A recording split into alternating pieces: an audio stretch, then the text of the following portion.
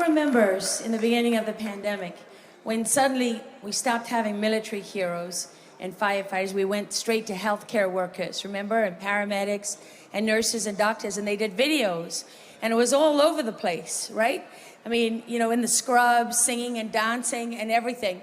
Except what they left out was, in a few short months, we were going to fire every healthcare worker who wouldn't submit. And then the other part that they left out was all the people that you're about to meet right now. Julia, Angela, Angelina, Bree, Nikki. I don't want to leave anybody else. Kirsten. You're about to meet, they're just a fraction.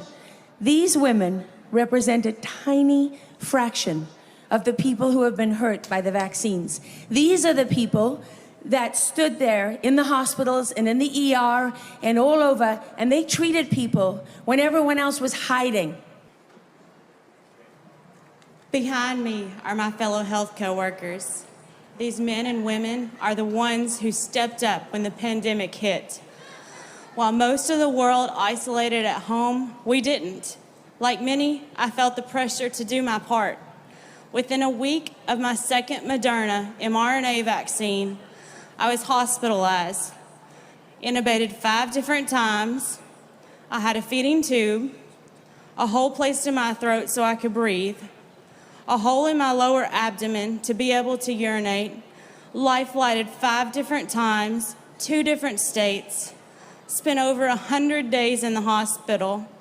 Over $1 million in healthcare expenses were billed to my insurance, and I have been the lucky recipient of thousands of dollars of medical bills.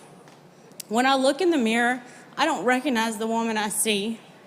With tubes and holes, hair was falling out, bruises all over as if I just lost a fight, muscles atrophied, a face rounded from steroids to prevent my body from attacking itself. Once a strong and independent and adventure-loving woman is now a woman who can barely stand and breathe.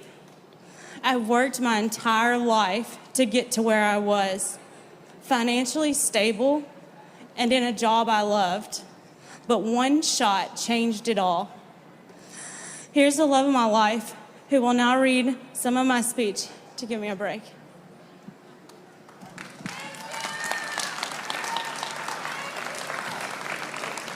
She's now 14 months post-vaccine, and we still have more questions than answers. Dr. Anthony Fauci, can you look at her and our kids and tell us why their mom must suffer with no answers and that the vaccine is safe and effective?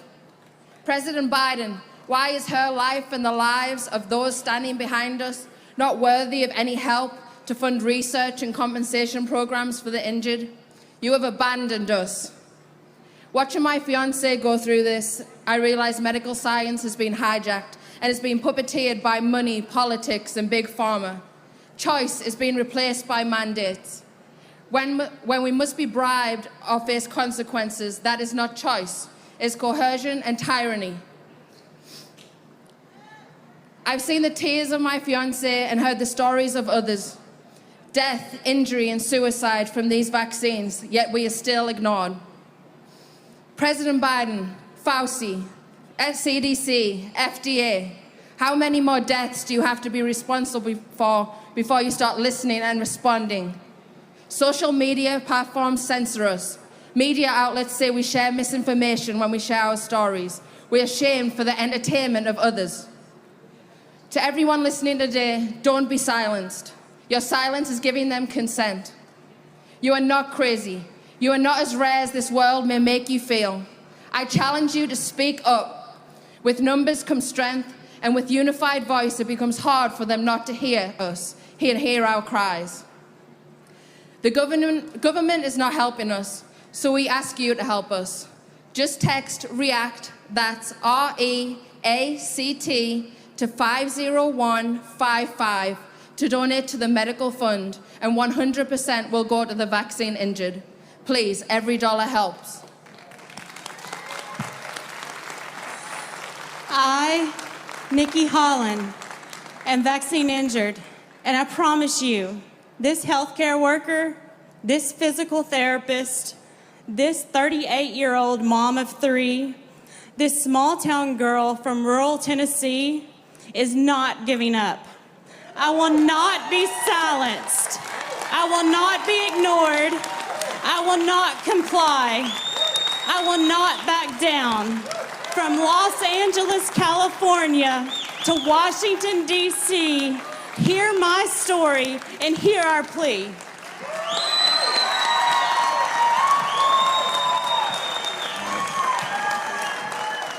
Thank you, Nikki.